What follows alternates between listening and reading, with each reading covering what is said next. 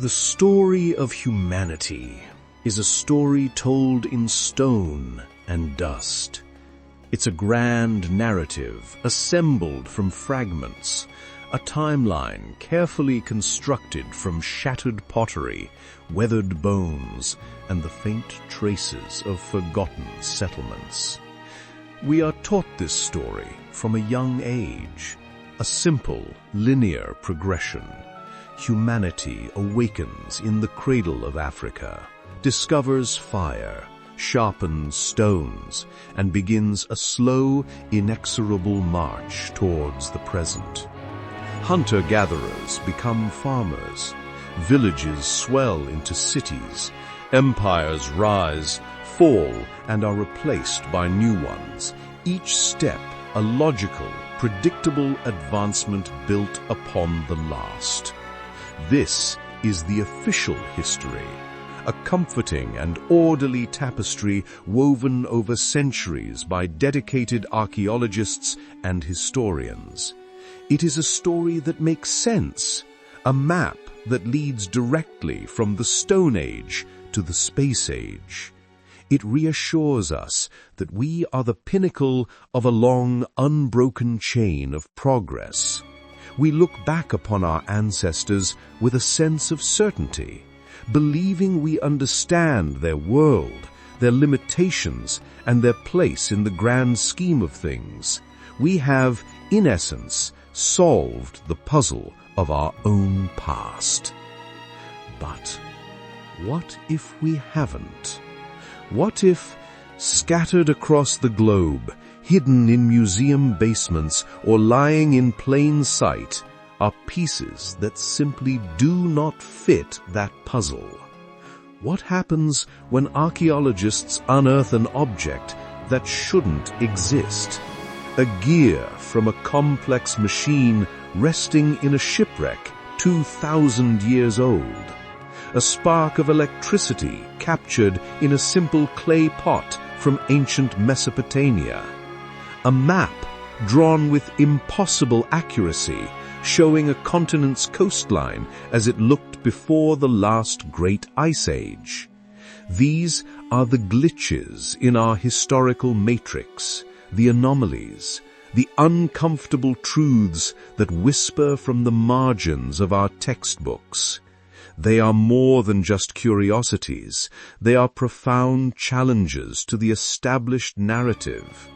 When we stand before a megalithic wall built with stones so massive and perfectly joined that a razor blade cannot fit between them, we are forced to ask, how?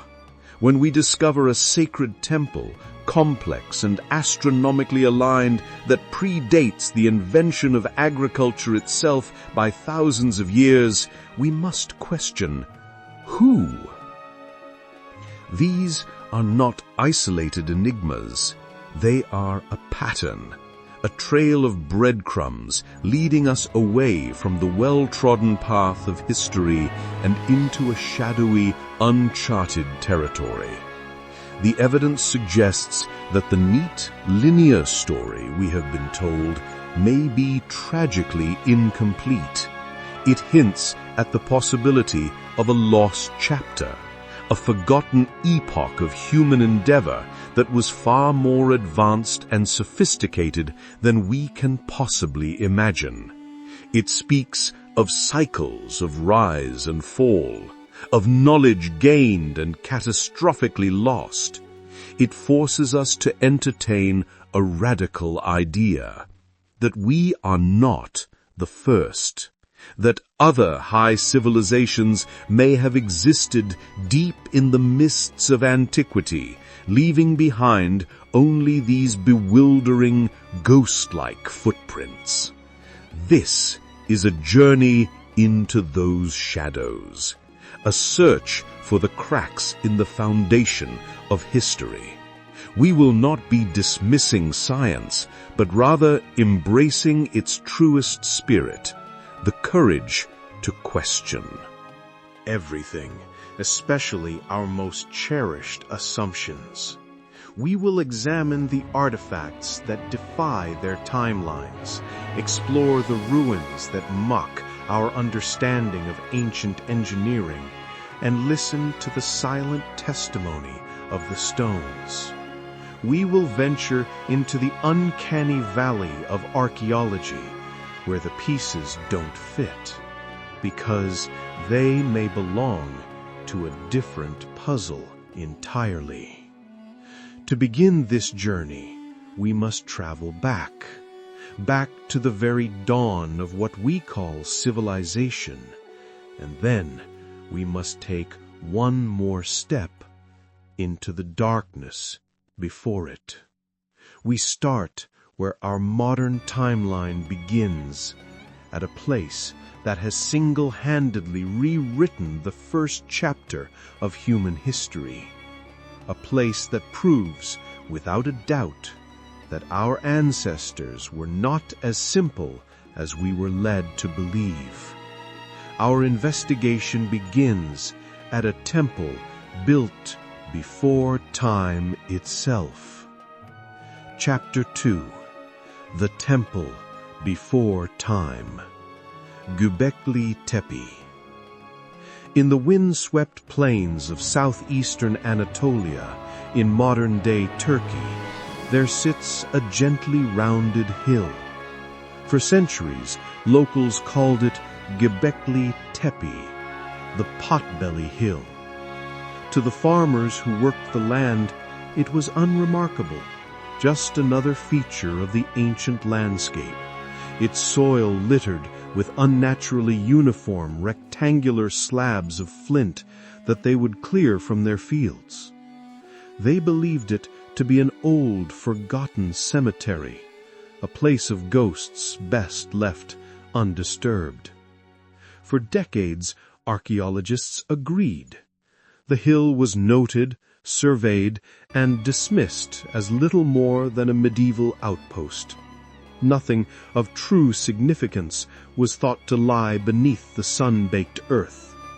And so the greatest archaeological secret of the 21st century slept on, undisturbed.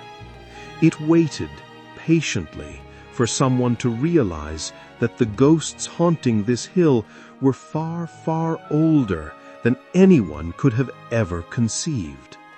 It waited for someone to understand that this was not a place where history ended, but where it was about to be completely rewritten.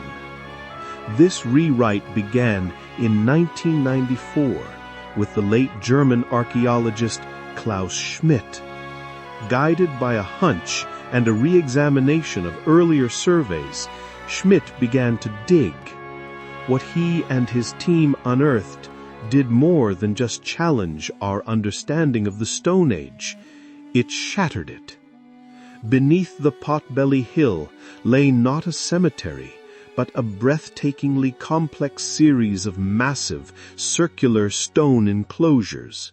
At the heart of these circles stood enormous, T-shaped limestone pillars, some towering over 18 feet high and weighing upwards of 20 tons. They were arranged in deliberate ritualistic patterns, carved with exquisite high-relief images of terrifying beasts, spiders, scorpions, snarling predators, and vultures. Radiocarbon dating placed the oldest layers at an almost unbelievable 9,600 BCE. That's nearly 12,000 years ago. Let that sink in for a moment. This structure is more than 6,000 years older than Stonehenge. It is 7,000 years older than the Great Pyramid of Giza. It was built in a time we have long called the Stone Age, a period we associate with primitive, nomadic hunter-gatherers, people who had not yet invented pottery, writing, or even the wheel. They had not domesticated plants or animals. According to our history books, they were simple bands of people, constantly on the move, their lives dictated by the seasons and the hunt. The mainstream academic world, faced with this undeniable timeline, has had to perform an extraordinary intellectual recalibration. The consensus view that emerged is that Göbekli Tepe was a religious temple, a cathedral on a hill, as Klaus Schmidt famously described it. It was a central ritual site, a place of pilgrimage where different hunter-gatherer tribes from across the region could congregate, feast, and perform ceremonies. This discovery was revolutionary because it flipped a foundational concept of civilization on its head. The old mantra was, first came farming, then came towns, and only then could people build temples. Göbekli Tepe proves the opposite. Massive, organized religion came first, and the need to feed the laborers who built these incredible structures may have been the very catalyst that sparked the agricultural revolution. It's a stunning revision of our past, yet it still attempts to fit the site within the known capabilities of hunter-gatherer societies, albeit far more complex and capable ones than previously imagined. But is that explanation enough?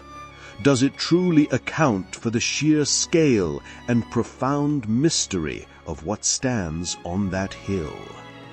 The closer one looks at Göbekli Tepe, the more the conventional narrative begins to fray at the edges, revealing questions so deep they verge on the impossible. First, consider the question of logistics.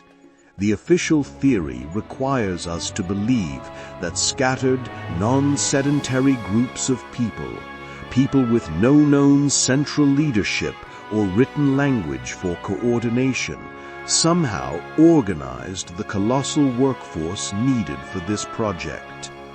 The limestone pillars were not built from small rocks. They were hewn in one piece from solid bedrock in quarries over a kilometer away. These are 20-ton monoliths.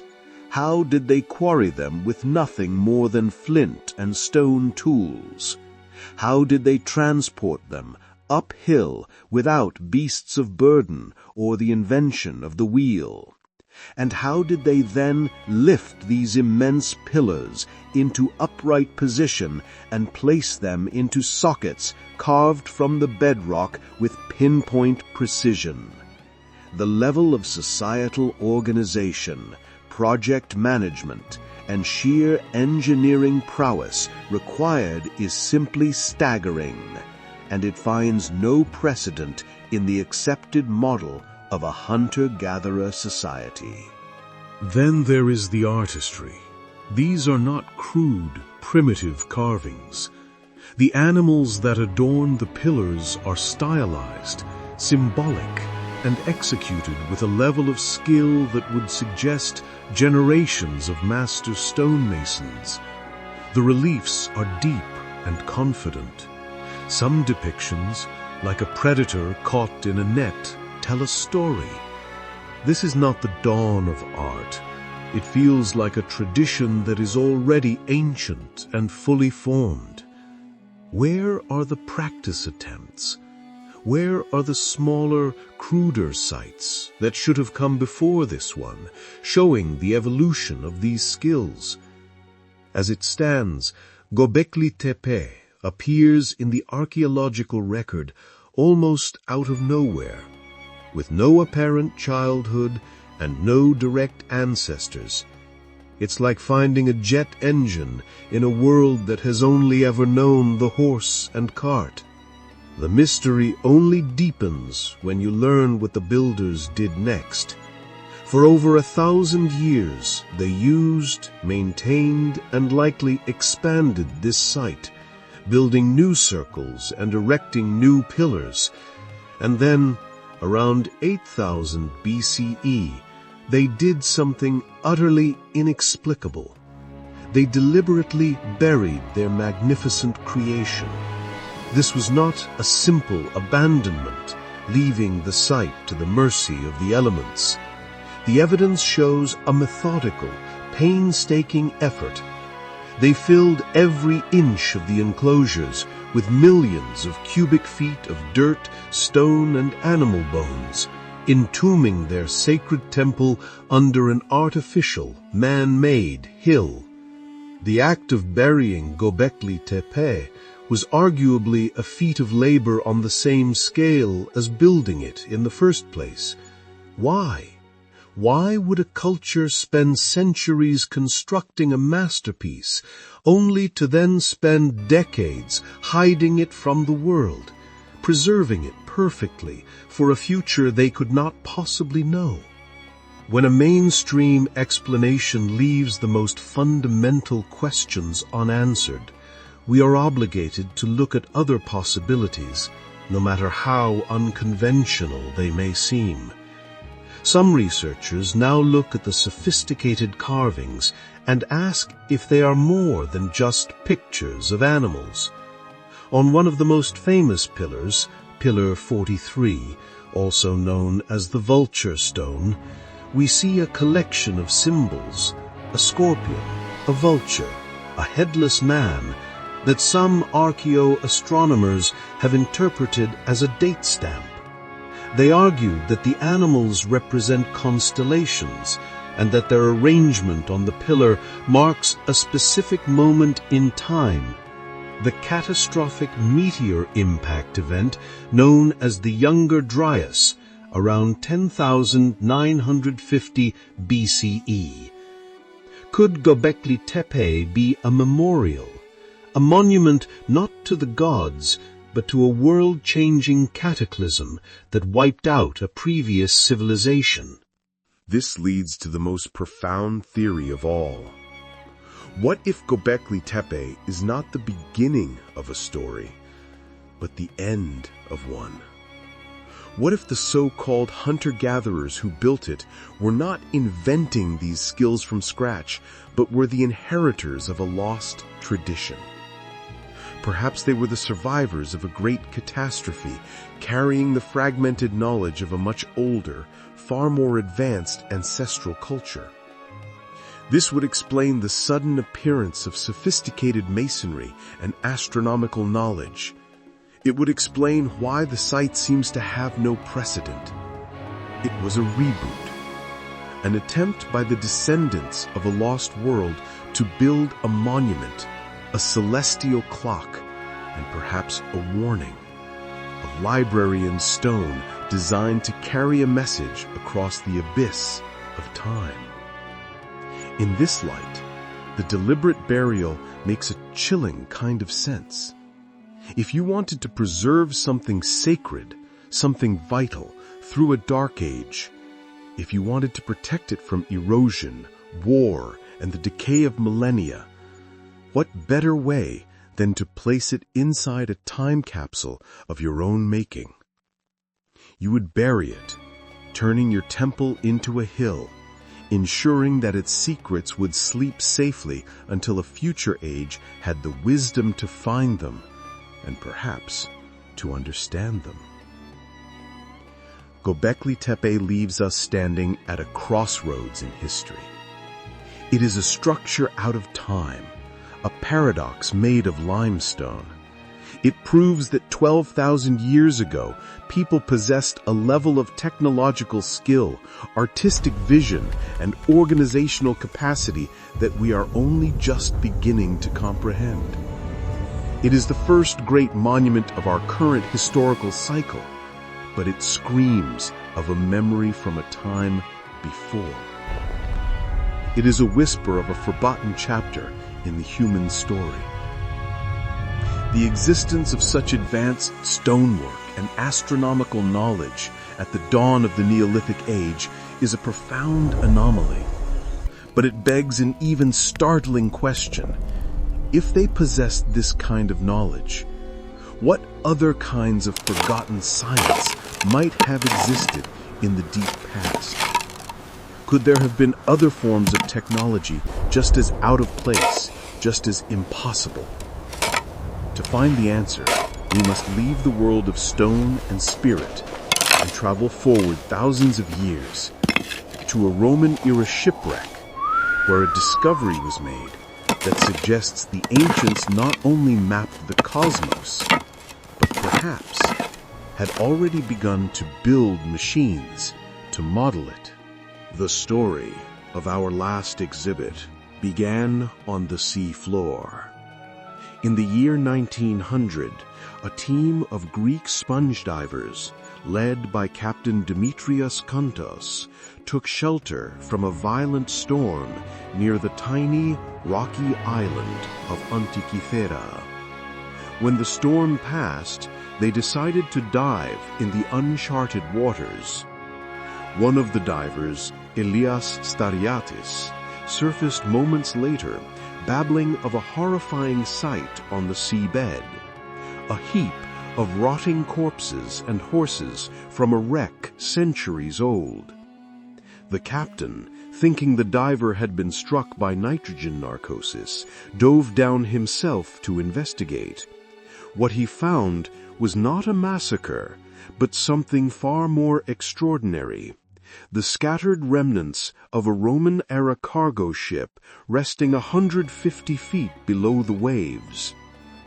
For the next 2 years, in the world's first major underwater archaeological expedition, the divers braved the crushing depths to retrieve the ship's treasures. They brought up magnificent bronze and marble statues, exquisite glassware, and fine pottery. Amidst these stunning works of art, they also recovered a single, unassuming lump. It was a corroded, calcified mass of bronze and wood, about the size of a large book, which broke into 3 pieces as it was brought to the surface. It was catalogued and sent to the National Archaeological Museum in Athens, where for months it sat unnoticed, dismissed as just another piece of a broken statue or some other nautical instrument. No one could have known that this green, cancerous-looking lump was in fact the single most important technological artifact ever recovered from the ancient world. Inside its corroded shell lay a secret, a piece of clockwork so complex, so sophisticated, it would take the entirety of the 20th century to even begin to understand it. Inside was a machine that, according to our established history of technology, simply should not, could not exist. Decades of painstaking analysis using increasingly advanced X-ray and CT scanning technology have allowed us to peer inside the mechanism's fossilized remains. What we have found has stunned scientists and historians to their core. This was no simple navigational tool. This was an extraordinarily complex, geared astronomical computer, comprised of at least 30 intricate hand-cut bronze gears, all fitting together with the precision of a master watchmaker. The Antikythera Mechanism was a portable model of the cosmos. Housed in a wooden case with inscribed bronze doors, it was a clockwork universe. The current academic consensus is that the device was built by Greek scientists sometime between 150 and 100 BCE. By turning a hand crank on the side, the user could set the device to any date, past or future. On the front, a dial showed the position of the sun and the moon against the zodiac. On the back, 2 large spiral dials predicted lunar and solar eclipses with stunning accuracy. down to the very hour. It tracked the complex Metonic and Saros cycles, astronomical periods known to the Babylonians, but here incorporated into a predictive mechanical device.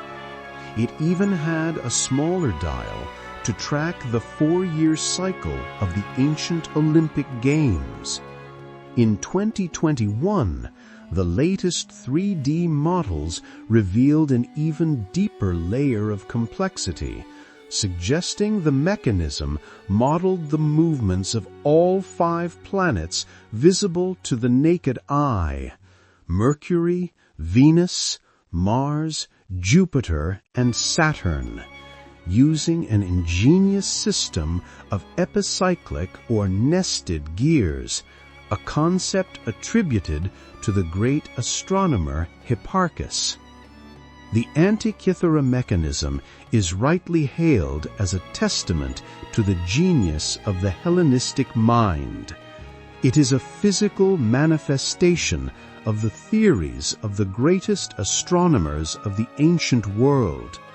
It proves that at least some ancient Greek scientists were not just philosophers, but master engineers and craftsmen, capable of translating profound cosmic theory into a tangible working reality. It is, without question, the most complex piece of machinery to survive from antiquity. And that is precisely the problem. The mechanism is not just an anomaly. It is a paradox that creates a black hole in the history of technology. While the mainstream view explains what it is, it utterly fails to explain how it could possibly exist in the 2nd century BCE. The questions it raises are as profound as those posed by Göbekli Tepe. First, there is the problem of the technological void. Complex machines do not spring into existence from nothing.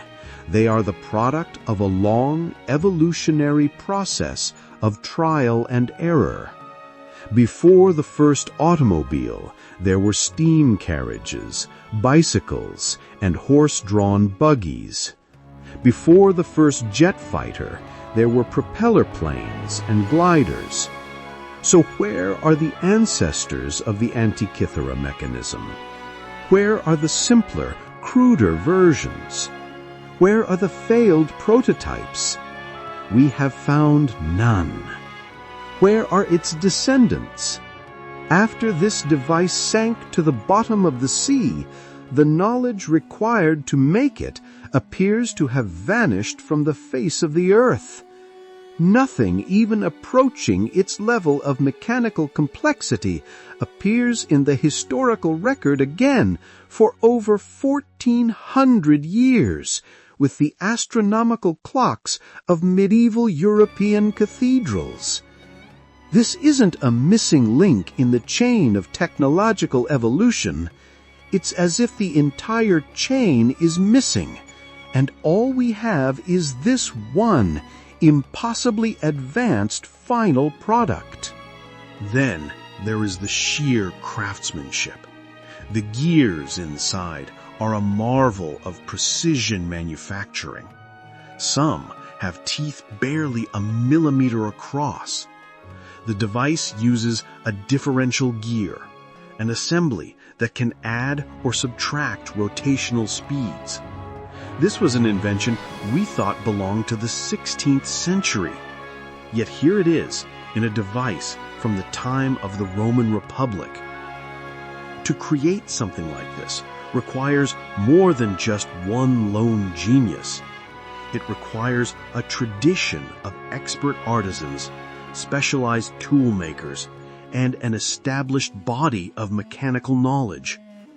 Yet, if such a tradition existed, why is this the only artifact it ever produced? Ancient texts from Cicero and Ovid mention similar devices, orreries built by Archimedes and Posidonius, but they are described in such vague terms that they were dismissed for centuries as fanciful legends. The mechanism proves these legends were real, but it deepens the mystery. If these devices existed, why haven't we found any others? Why are there no detailed schematics, no instruction manuals, no mention of the workshops where they were built? It forces us to ask a difficult question. Are we looking at the pinnacle of Greek invention? Or are we looking at the last dying echo of a technology that was already ancient? This opens the door to a more radical theory. Perhaps the Greeks, for all their genius, were not the inventors of this technology, but its inheritors. It's possible that the core knowledge of precision gearing and celestial mechanics was a legacy passed down from an even older source, perhaps the Babylonians, who were meticulous astronomers, or even a culture whose name is lost to history. In this view, the Antikythera Mechanism isn't the brilliant start of a new technology, but the magnificent end of an old one. The Greek scientists who built it may have been among the last people on Earth who still understood a science that was already fading into myth. Consider the fate of the Library of Alexandria, a vast repository of ancient knowledge containing, by some accounts, over 500,000 scrolls detailing the science, history, and philosophy of the entire ancient world. What blueprints, what astronomical tables, what engineering manuals were lost forever in its legendary fires? Is it possible that the secrets of the mechanism's construction, and perhaps devices even more complex, were all documented in scrolls that turned to ash? If so, the shipwreck that preserved this one artifact is an almost unbelievable stroke of luck. It's a single page that survived the burning of the entire library, a ghost of a lost technological world. The Antikythera Mechanism is a profound lesson. It proves that our ancestors were not just masters of stone and philosophy, but of intricate, precise, mechanical engineering. It shows that at least one branch of technology that we consider quintessentially modern, the art of building computers, is in fact terrifyingly ancient. And it proves that such advanced knowledge can be utterly, completely lost, forcing humanity to spend more than 1,000 years reinventing what it already knew. It is a ghost in the machine, a silent testament to a forgotten age of genius. It reveals the incredible heights the ancient mind could reach when focused on the minute, the intricate, and the precise. But it leaves us with a lingering, monumental question.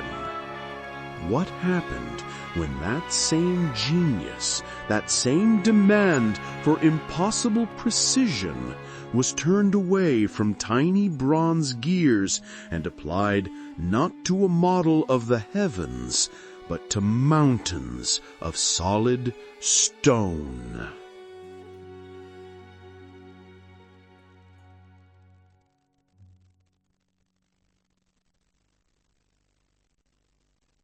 But when you stand before the megalithic foundations of these sites, that simple theory begins to crumble into dust.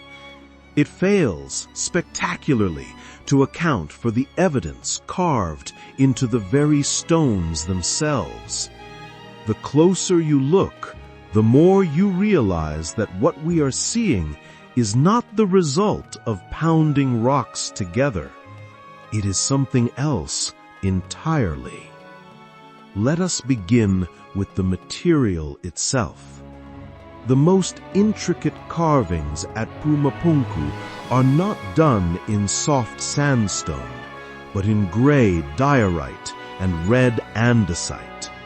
These are incredibly hard, durable, igneous rocks, ranking a 7 or 8 on the Mohs scale of hardness. For comparison, steel in a modern knife blade is around a 5.5. The bronze chisels available to the Tiwanaku and Inca were even softer. To suggest that these tools were used to create the features we see at Pumapunku is akin to suggesting you could carve a granite countertop with a copper butter knife. It is a physical impossibility. And what are these features? At Pumapunku, we see things that have no business existing in the ancient world. We find enormous stone blocks with surfaces that are polished to a near perfect flatness. We see impossibly sharp, perfectly executed interior and exterior right angles. We find complex, interlocking, T-shaped grooves cut with a uniformity that suggests not just skill, but mechanization. Most baffling of all, we find rows of small, perfectly cylindrical holes drilled into the hardest rock as if with a power tool. Some of these holes are less than a 1/4 inch in diameter and run perfectly straight for several inches. How do you accomplish this with stone tools and bamboo drills? The evidence doesn't whisper of a forgotten technology. It screams it. Then there are the famous H-blocks. These are andesite blocks, all weighing several tons, carved into a complex, standardized H shape. They are masterpieces of stereotomy, the art of cutting 3-dimensional solids. The precision is such that they appear to have been mass-produced, designed as interlocking components for a vast modular structure that has long since been destroyed. How does a Stone Age culture mass-produce interlocking multi-ton blocks of andesite with a uniformity that would challenge a modern factory? The mystery only deepens when we travel to Sacsayhuaman. Here, the challenge was not just cutting the stone, but fitting it. The fortress walls are built in a polygonal style, using colossal, irregularly shaped blocks. Some of these stones are estimated to weigh over 200 tons, the equivalent of 150 cars. Each one is unique, with as many as 12 or more angles, and yet they are fitted together so perfectly, without a drop of mortar, that you cannot slip a sheet of paper between them. Imagine the process required.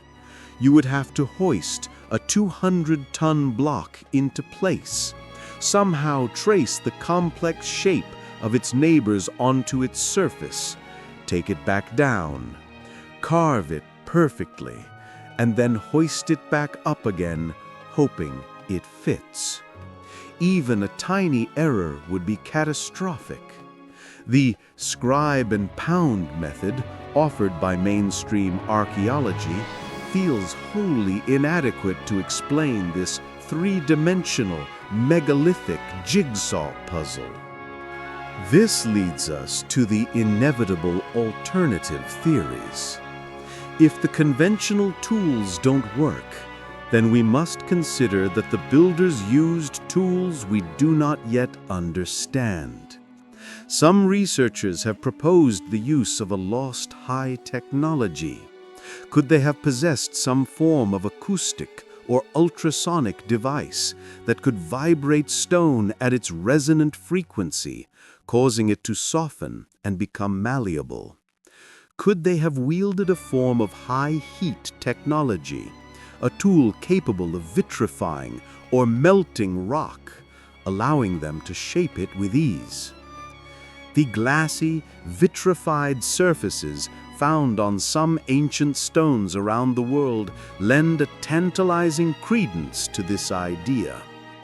Others suggest a lost science of geopolymers, arguing that these were not carved stones at all, but a highly advanced form of ancient concrete, cast in place with perfect precision. There is another, perhaps more compelling theory. What if the Tiwanaku and the Inca were not the original builders of these megalithic foundations at all? It is a pattern seen across the world. Newer, cruder stonework sits directly atop an older, far more sophisticated layer. What if these later cultures were simply inheritors? What if they discovered these ancient, ruined sites, already thousands of years old, and revered them as the work of gods? They then built their own cities and temples on top of these impossible foundations, their own primitive stonework, a pale imitation of the mastery that lay beneath. In this view, Sacsayhuaman and Pumapunku are not Incan or Tiwanaku creations, but the relics of a much older, shared global culture, a civilization of master masons whose name is now lost to the wind. This possibility connects us back to our journey's beginning. Göbekli Tepe gave us evidence of sophisticated stonework and astronomical knowledge at the dawn of our current age. Now Pumapunku and Sacsayhuaman show us a godlike mastery over geology and engineering, executed on a scale that beggars belief. We see a recurring theme, a technological signature that appears in different eras, in different parts of the world, but always characterized by the same impossible precision in stone. It's as if we are seeing the faint echoes of a single global body of scientific knowledge, a lost understanding of the physical world that has now vanished. We are left with the work itself, silent and enigmatic. The stones do not lie. They show us a level of precision that we would be hard-pressed to replicate today, even with all our advanced machinery. They are the scars left on the landscape by a people whose abilities have been forgotten, their technology dismissed as myth. They prove what was done, but they offer no easy answer as to how. And perhaps the deepest question is not how, but why. Why go to such extraordinary lengths? Why quarry, transport, and shape 200-ton blocks with the precision of a jeweler? A simple fortress or temple does not require this level of perfection. The sheer effort and genius poured into these sites hints at a purpose far beyond our understanding. If this lost science could shape mountains into puzzles, was it also capable of reshaping the very surface of the earth itself, to draw messages so vast they could only be truly understood from the heavens? From the impossible precision of megalithic stone, we now journey to a place where the mystery is not carved into the landscape, but upon it.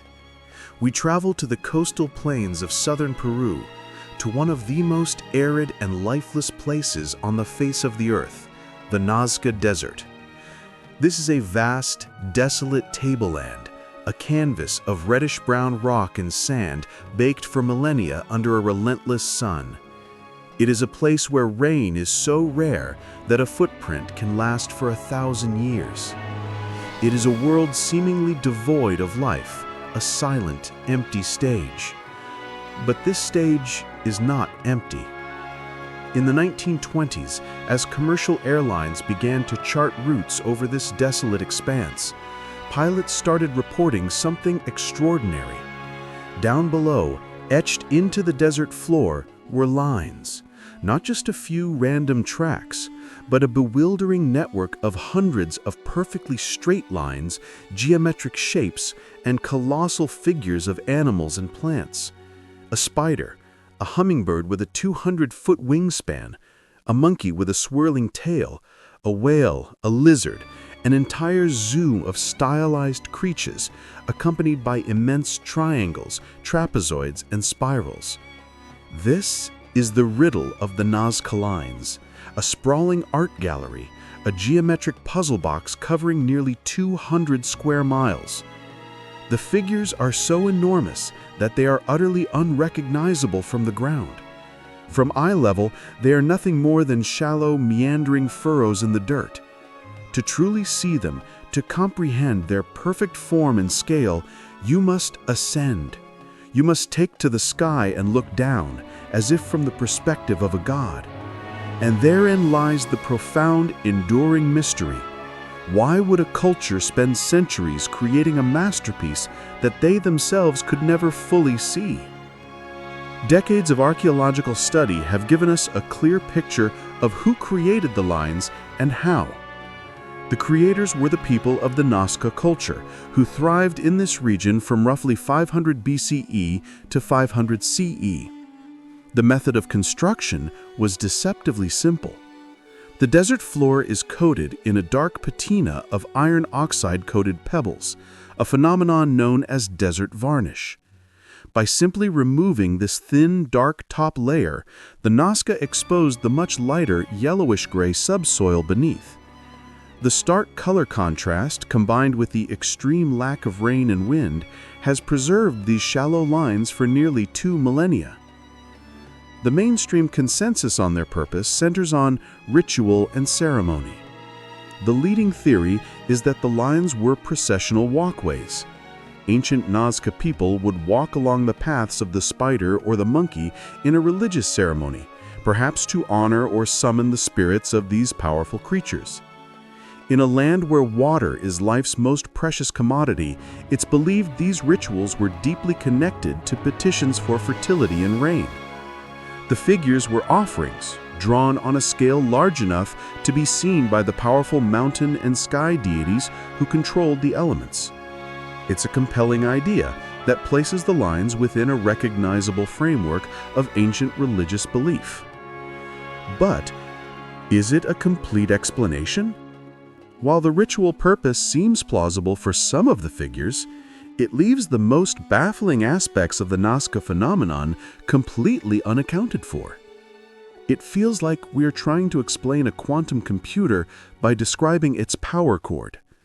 The deeper you look, the more the simple ceremonial explanation strains under the weight of impossible facts. The first and most obvious problem is that of perspective. Let us grant that the lines were walked as pathways. This still doesn't explain how they were created with such stunning artistic and geometric perfection. The hummingbird, the condor, the spider, these are not crude doodles. They are stylistically perfect, with flowing single lines and accurate proportions. How did the Nazca artists achieve this without being able to see their own work? The common explanation is that they created a small-scale model and then used stakes and ropes to scale it up, employing simple geometric principles. While theoretically possible, the execution over hundreds of meters on uneven terrain suggests a level of surveying and geometric mastery that is, in itself, profound. Why go to such extraordinary lengths to create a perfect image for a god in the sky, when a simpler, more symbolic representation on the ground would have served the same ritual purpose? The mystery escalates when we turn our attention from the famous animal figures, or biomorphs, to the rest of the lines. The stunning fact is that the biomorphs are a tiny fraction of what's out there. The vast majority of the Nazca lines are geometric. Thousands of perfectly straight lines, enormous trapezoids, rectangles, and spirals. These are not processional pathways in any conventional sense. Many of the straight lines run for miles, going up and down hills, through ravines and across plateaus, yet they never deviate from their path. They are a testament to a level of large-scale surveying that would be a significant challenge even today. They seem to point randomly across the desert, not aligning with any known temples, villages, or mountain peaks. What were they for? Then there are the so-called runways. These are the massive trapezoids and rectangles, some thousands of feet long, where the entire surface area has been cleared of the dark desert varnish. They look uncannily like modern airport landing strips, flattened and prepared as if to welcome something from above.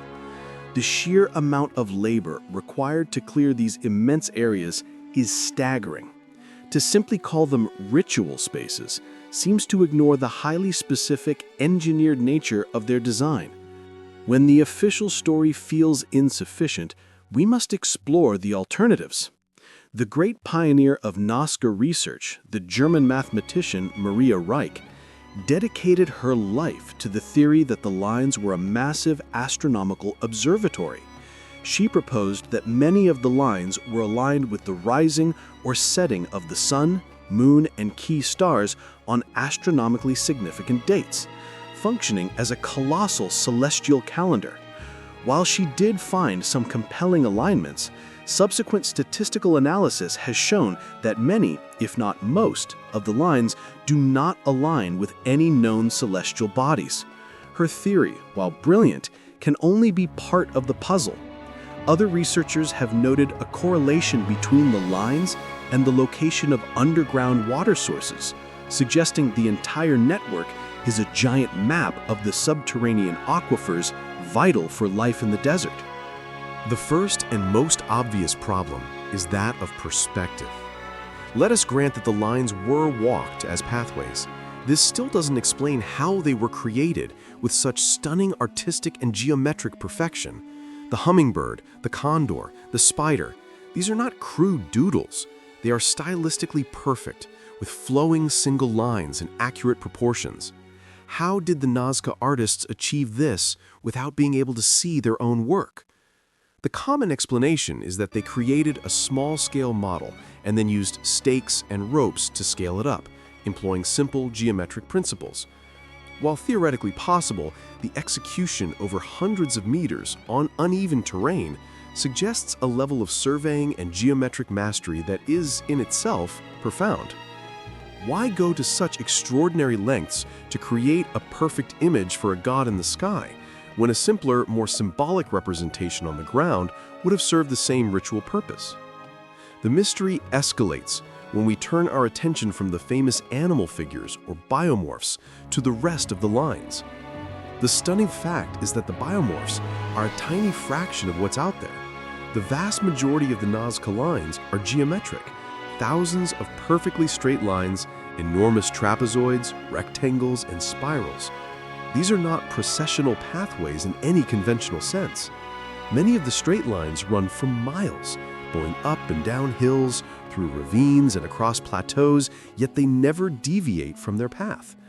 They are a testament to a level of large-scale surveying that would be a significant challenge even today. They seem to point randomly across the desert, not aligning with any known temples, villages, or mountain peaks. What were they for? Then there are the so-called runways. These are the massive trapezoids and rectangles, some thousands of feet long, where the entire surface area has been cleared of the dark desert varnish. They look uncannily like modern airport landing strips, flattened and prepared as if to welcome something from above. The sheer amount of labor required to clear these immense areas is staggering. To simply call them ritual spaces seems to ignore the highly specific, engineered nature of their design. When the official story feels insufficient, we must explore the alternatives. The great pioneer of Nazca research, the German mathematician Maria Reich, dedicated her life to the theory that the lines were a massive astronomical observatory. She proposed that many of the lines were aligned with the rising or setting points of the sun, moon, and key stars on astronomically significant dates, functioning as a colossal celestial calendar. While she did find some compelling alignments, subsequent statistical analysis has shown that many, if not most of the lines, do not align with any known celestial bodies. Her theory, while brilliant, can only be part of the puzzle. Other researchers have noted a correlation between the lines and the location of underground water sources, suggesting the entire network is a giant map of the subterranean aquifers vital for life in the desert. Chapter 6. The Book That Cannot Be Read. The Voynich Manuscript. Our journey so far has taken us from buried temples to sunken ships, from mountains carved with impossible precision to deserts etched with messages for the sky. We have explored mysteries of physical creation, of stone, bronze, and the very earth itself. Now we venture into a different kind of mystery. One not of engineering, but of information. Not of construction, but of consciousness. We travel to a quiet, climate-controlled vault at Yale University's Beinecke Rare Book and Manuscript Library. And there, under lock and key, lies a small, unassuming book, Codex number MS-408. It is bound in soft, plain vellum. Its pages, also vellum, are yellowed and crinkled with age. At first glance, it looks like any other medieval manuscript. But open its cover, and you fall through a rabbit hole into a world that is utterly alien. The pages are filled with a flowing, elegant script, a language that no one on Earth has ever seen before, composed of dozens of unique characters that seem to dance across the page. Accompanying this unreadable text are hundreds of hand-drawn, colored illustrations of a world that seems to be a strange and unsettling dream. It is a book that has been called a puzzle, a cipher, a key to a lost world, and a magical grimoire. It is the Voynich manuscript, and it is, without exaggeration, the most mysterious book in the world. For over a century, it has been an obsession for the world's greatest minds. Its modern story begins in 1912, when an antique book dealer named Wilfrid Voynich discovered it in a chest of books at a Jesuit college near Rome. A letter tucked inside the cover traced its ownership back to the 17th century, where it was in the possession of the court of the Holy Roman Emperor Rudolph II, a known patron of alchemists and mystics. Carbon dating of the vellum has since confirmed that the book was created sometime between 1404 and 1438. The ink and paints are consistent with the materials available in the early Renaissance. Analysis of the text itself has revealed that it is not random gibberish. The writing flows from left to right, and the words follow distinct linguistic patterns. Certain characters appear more frequently than others. Some words are repeated, and the statistical distribution of letters follows a principle known as Zipf's law, a hallmark of all known natural languages. So the mainstream view is that we are looking at a genuine artifact from the 15th century. It is either a text written in a real but lost language, or it is a highly sophisticated cipher, a secret code intended to conceal its contents. Given its illustrations, scholars believe it is likely an encyclopedia or manual covering topics of the era: herbalism, astronomy, alchemy, or medicine. The problem with this view is that after over a century of relentless effort by the most brilliant people on the planet, we are no closer to reading a single word of it than Wilfrid Voynich was in 1912. The failure to crack the Voynich code is in itself a profound mystery.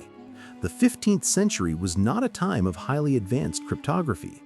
The common methods were simple substitution ciphers, or, at their most complex, polyalphabetic ciphers.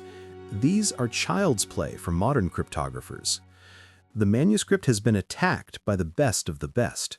William Friedman, the legendary American cryptanalyst who led the team that broke Japan's top-secret Purple Code during World War II, spent decades of his retirement obsessed with the Voynich manuscript, and ultimately concluded it was an artificial, constructed language. The NSA, the CIA, and countless academics have all thrown their weight against it. In the 21st century, we have unleashed artificial intelligence and machine learning algorithms, feeding the entire text into supercomputers to search for patterns. And the result is always the same: utter, baffling silence. The book refuses to give up its secrets. If the text is a fortress, the illustrations are a labyrinth. They offer clues that only lead to deeper confusion. The manuscript is loosely divided into 6 sections. The first and largest is the herbal section. Each page features a detailed drawing of a plant, accompanied by paragraphs of the mysterious text. But these are not the plants of our world.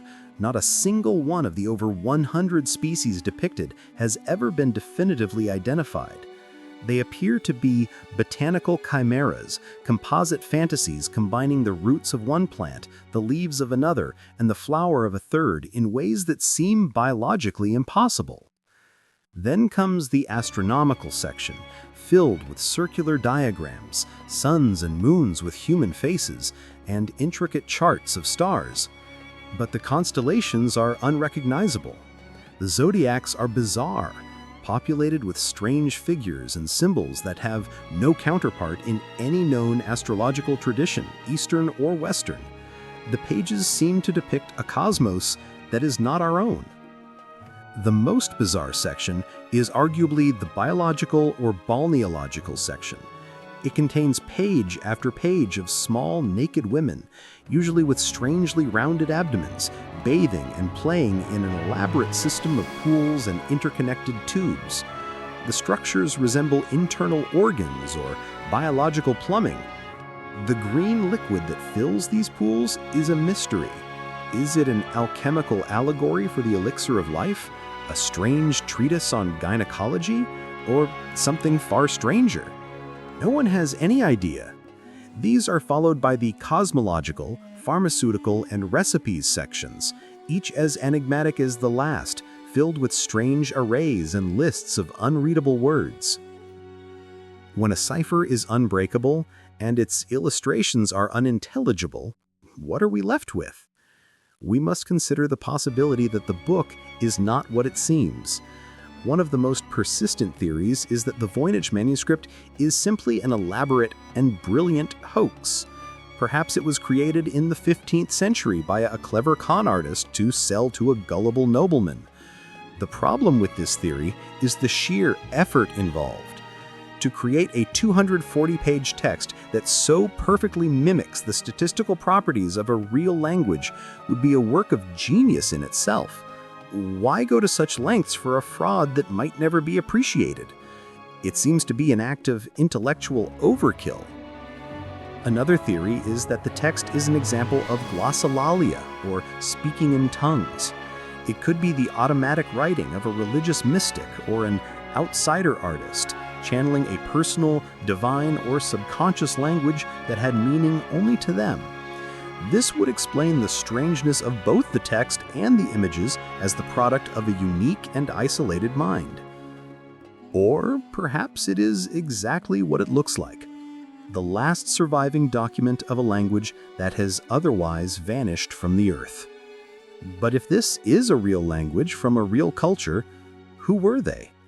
A people whose botany, whose astronomy, whose understanding of the human body was so fundamentally different from any other culture on the planet?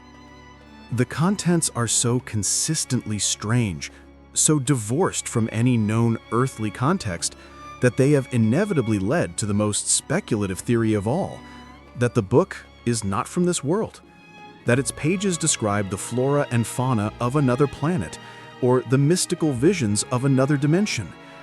While this sounds like fiction, It is a testament to the manuscript's profound power to defy all conventional explanation. It is so alien that extraterrestrial feels, to some, like a plausible hypothesis. The Voynich manuscript represents a unique kind of lost knowledge. It is not a forgotten technology, but a forgotten paradigm, a completely lost way of seeing and documenting the universe. Whether it is a code, a lost language, or a work of visionary art, it is a fossil of a human consciousness that we can no longer access.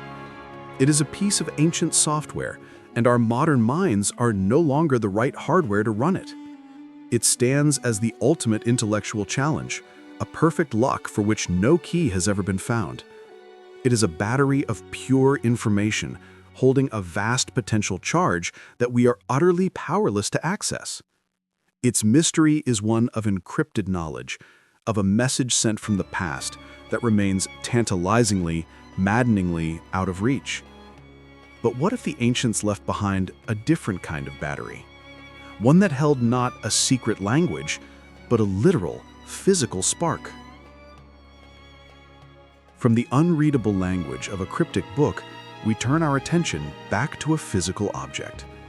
We leave the hallowed halls of Yale and travel to the heart of ancient Mesopotamia, the cradle of civilization itself. Our destination is the National Museum of Iraq in Baghdad, a repository for the treasures of Babylon, Sumer, and Persia. And it is here, amidst priceless golden artifacts and monumental cuneiform tablets, that we find a collection of objects so humble and unassuming that for decades they were almost completely ignored. They are small terracotta pots, standing only 5 inches high, shaped like a vase with a slightly bulging middle. Sealed into the top of each pot with a plug of bitumen or asphalt is a hollow cylinder of rolled copper. And suspended in the center of that copper cylinder, held in place by the same bitumen seal but not touching the copper, is a single iron rod. The first of these was unearthed in 1936 in the village of Hujut Rabu near Baghdad, and several more have since been found. For years, they were cataloged as what they appeared to be: simple pots of unknown purpose, likely from the Parthian or Sasanian periods, sometime between 250 BCE and 640 CE. They sat in storage, a minor footnote in the vast history of the region. But these simple clay jars held a secret so profound, so out of place in our timeline of discovery, that it suggests a forgotten spark of genius, a lost chapter in the history of science. Because these unassuming pots bear an uncanny resemblance not to a storage vessel, but to the basic design of a modern galvanic cell, a simple battery. Could it be that 2,000 years before Alessandro Volta stacked his first pile of zinc and copper discs, an ancient and unknown inventor had already harnessed the invisible power of electricity? The mainstream archaeological consensus has for the most part remained deeply skeptical. The most widely accepted explanation is far more mundane. It posits that these objects are simply storage vessels for sacred scrolls. In this model, a papyrus or vellum scroll would be wrapped around the central iron rod. The copper cylinder would act as a protective sheath, and the bitumen plug would provide an airtight seal, preserving the sacred text from the ravages of time and moisture. This theory has the advantage of simplicity. It requires no great leap in our understanding of ancient technology. In a region with no other evidence of electrical devices, no wires, no light bulbs, no motors, the scroll jar hypothesis is the safe, conservative explanation. It is the path of least resistance. But is it the correct one? The deeper we examine the artifact itself, the more the simple scroll jar theory begins to feel inadequate, raising far more questions than it answers. First, the design seems unnecessarily complex and expensive for its proposed function. If the goal is simply to protect a scroll, a plain clay pot with a simple lid would suffice. Why the specific, deliberate use of 2 different metals, copper and iron? Why the careful insulation of the iron rod from the copper cylinder? These are not random choices. They are the exact materials and configuration required to create an electrochemical reaction. Furthermore, the copper cylinder is not sealed at the bottom. This would leave any scroll inside vulnerable to moisture seeping up from below, defeating the primary purpose of a protective vessel. The design is poorly suited for storage, but it is, by an astonishing coincidence, perfectly suited to be a battery. The theory was first proposed in 1938 by Wilhelm Koenig, the German director of the museum. He saw the components and immediately recognized their electrical potential. All that was missing was an electrolyte, a conductive liquid to kickstart the chemical reaction. And ancient Mesopotamia had electrolytes in abundance: wine, vinegar, or even simple salt water. Since Koenig's time, this hypothesis has been put to the test repeatedly. In the 1970s, a German Egyptologist built a replica and, using fresh grape juice as an electrolyte, generated about half a volt of electricity. Students at Smith College built their own replica using vinegar and got the similar result. The popular television show Mythbusters built 10 replica jars and wired them in series, generating a steady current of over 4 volts. The science is undeniable. The verdict is in. When filled with an acidic liquid, the Baghdad battery works.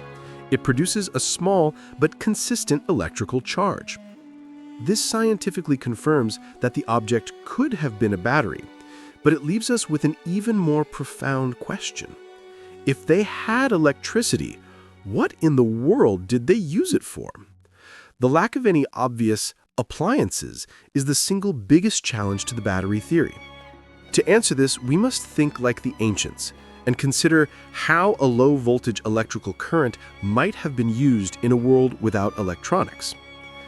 The most widely cited and scientifically plausible application is electroplating, or gilding. This is a process where a steady, low-voltage current is used to deposit a thin, even layer of one metal, like gold, onto the surface of another, like silver or copper. This would have been a revolutionary technique in the ancient world, allowing artisans to create stunningly beautiful jewelry and religious icons with a fraction of the gold required for traditional methods. It would have seemed like a form of alchemy, a magical transformation of base metal into pure gold. Intriguingly, several artifacts from ancient Iraq have been found that appear to be gilded using a process that is difficult to explain through simple heat and mercury methods, a process for which electroplating would be a perfect explanation. A second compelling theory suggests a medical purpose. The ancients may not have understood electrochemistry, but they would have felt its effects. A mild tingling or prickling sensation can be felt when touching the terminals of these batteries. This magical life force could have been used in healing rituals. A priest or physician could have used a series of batteries to create a gentle, continuous electrical stimulation, perhaps through bronze needles, similar in principle to modern acupuncture or a TENS machine used for pain relief. In a world where medicine and magic were intertwined, harnessing this invisible energy would have been a powerful healing tool. A third possibility lies in the realm of religion and ritual. Imagine a temple dimly lit by oil lamps. In the center stands a magnificent metal statue of a god. Unbeknownst to the worshippers, the statue is wired to a series of Baghdad batteries hidden within its base. A priest invites a devotee to touch the idol and make a prayer.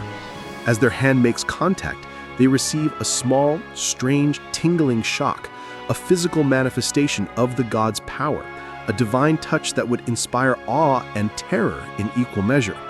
For the priesthood, it would be an unparalleled instrument for reinforcing faith and demonstrating their connection to the divine. The Baghdad battery, if we accept its function, is another startling piece of evidence for a lost science. Like Göbekli Tepe, the Antikythera Mechanism, and the Nazca Lines, it represents a body of knowledge that appears in the archaeological record, shines brightly for a moment, and then vanishes without a trace. It suggests that our ancestors were not just thinkers and builders, but curious experimenters, probing the fundamental forces of the natural world. They discovered a key principle of physics, electrochemistry, and then, somehow, that key was lost. The knowledge faded, the workshops closed, and humanity would have to wait nearly 2,000 years for Galvani and Volta to find that key once more. We are left with a technology without a context, a potential power source without any known appliances. Its purpose is a ghost we are still chasing. The Baghdad battery is a tantalizing clue of a lost technology, a single small artifact that feels disconnected from the world around it. But what happens when the mystery is the exact opposite? What if we find not a small, isolated object, but a colossal, world-altering creation? A work of engineering so vast that it dwarfs our imagination, and yet it is the work of a people who have utterly vanished from the pages of history. Chapter 8. The Caverns of No Record, the Longyu Grottos. From the invisible charge of a possible ancient battery, we move to a mystery of colossal, tangible absence. Our journey takes us to a quiet rural village in Zhejiang Province, China.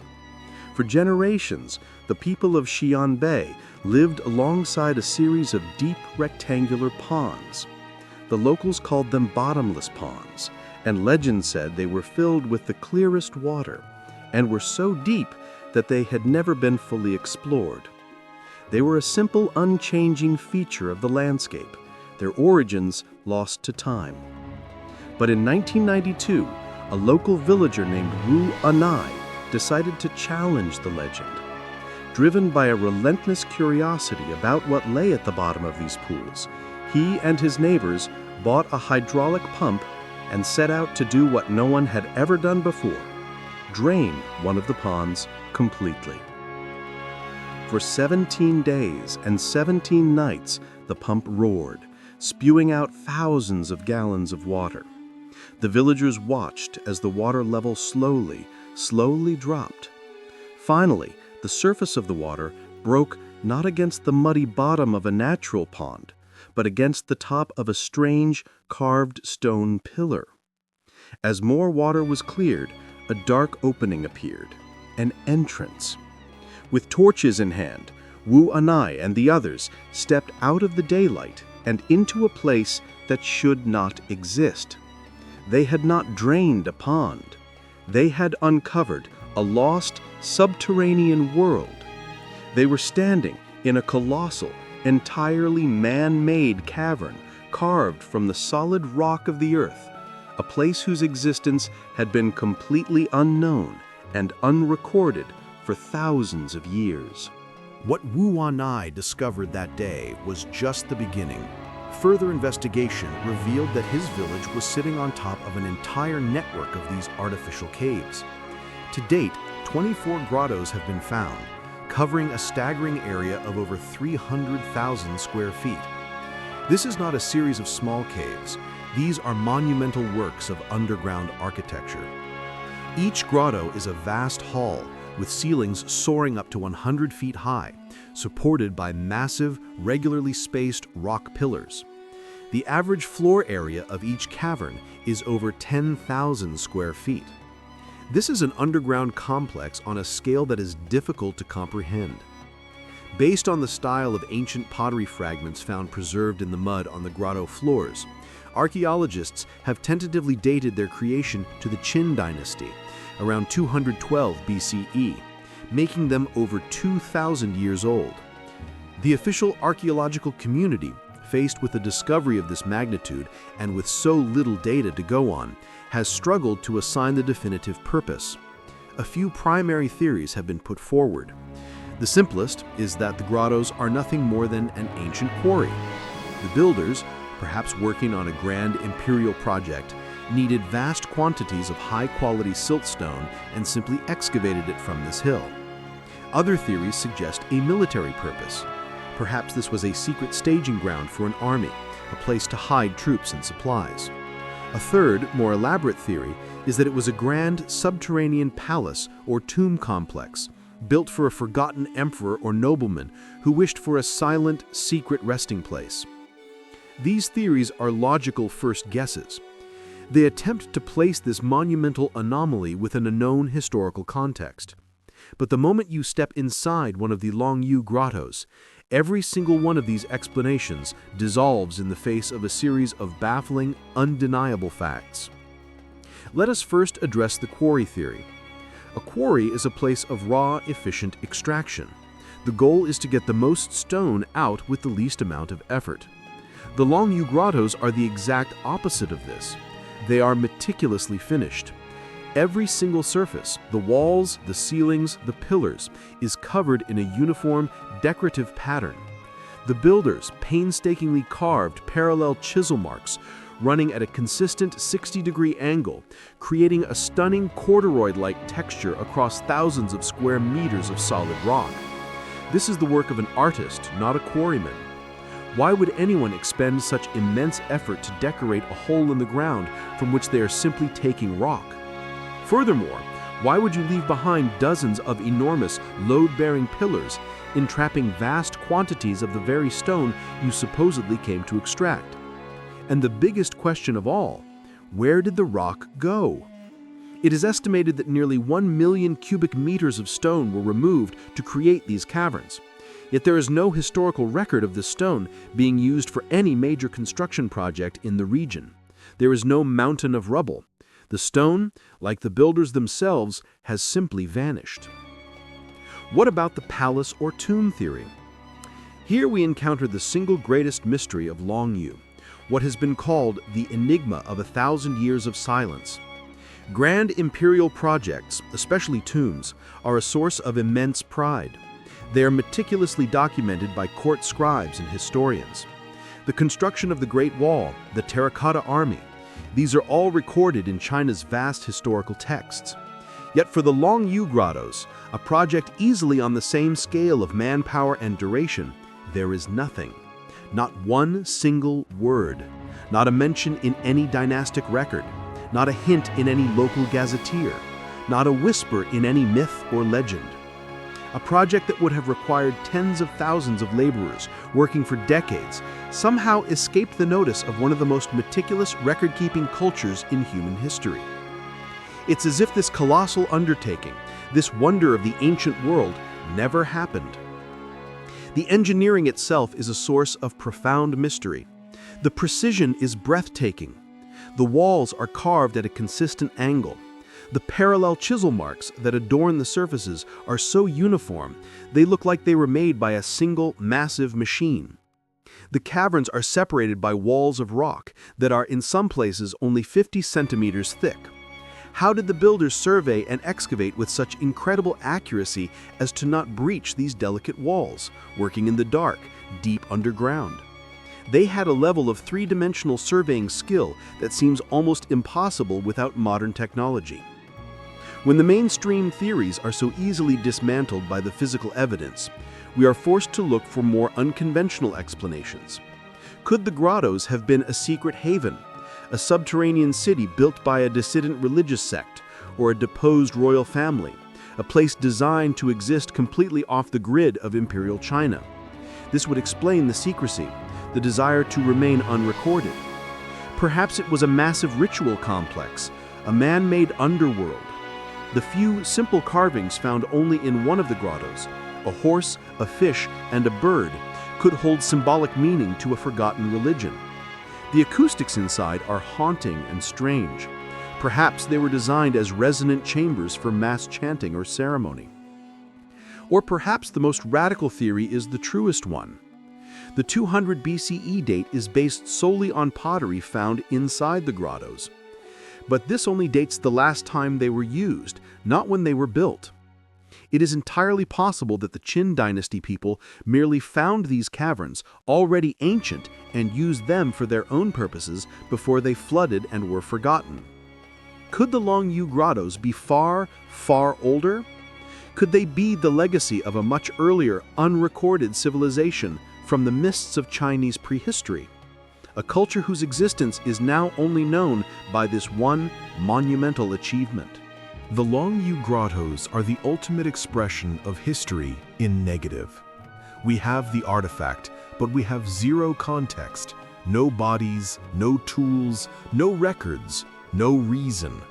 It is the signature of a civilization that was powerful enough to move mountains, yet so ephemeral that they left no other trace of their existence. It is proof that a civilization can achieve monumental works and then vanish from history so completely that it's as if they were never there at all. It begs the question, what else are we missing? We are left standing in a vast, silent, empty space, a question mark carved into the heart of the world.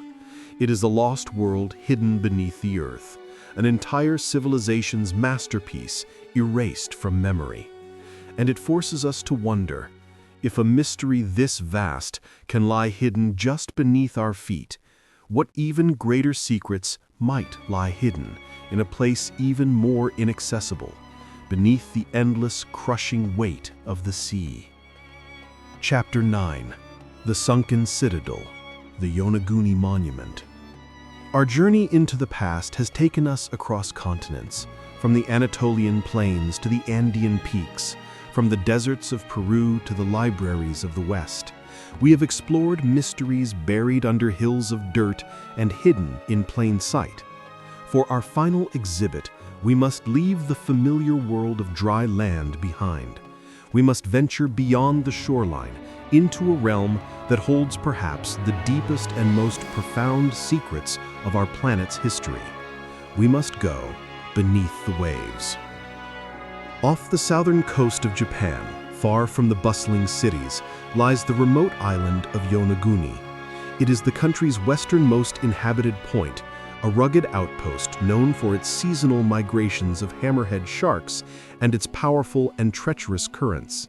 It is a place for explorers, for those who wish to see a wilder side of the world. In 1986, a local dive tour operator named Kihachiro Aratake was scouting the waters for new shark-watching locations. As he navigated a deep, unexplored section of the coastline, his eyes fell upon something that made him stop in utter disbelief. There, rising from the seabed nearly 100 feet below the surface, was something impossible. It was a colossal stone structure, a series of immense tiered platforms, sharp-angled terraces, and what looked for all the world like a monumental stone staircase stretching out for the length of a football field. This is the Yonaguni Monument, a submerged monolithic structure that has become one of the most fiercely debated underwater discoveries of all time. For over 30 years, it has been the center of a raging controversy, a battle between two irreconcilable ideas. Is this a bizarre and spectacular trick of nature, a grand geological illusion? Or are we looking at the undeniable ruins of a lost city, a citadel of a forgotten civilization swallowed by the sea at the end of the last ice age? The consensus view of mainstream geologists and marine archaeologists is clear and unwavering. The Yonaguni Monument is a natural geological formation. The entire structure is carved from a single massive block of Miocene sandstone, a type of sedimentary rock that is known for its tendency to fracture along straight, parallel planes, a process called jointing. The region around Yonaguni is one of the most seismically active places on Earth. The argument is that millions of years of tectonic stress, earthquakes, and strong ocean currents have simply sheared away pieces of the monolith along its natural bedding planes, creating the step-like terraces and right angles.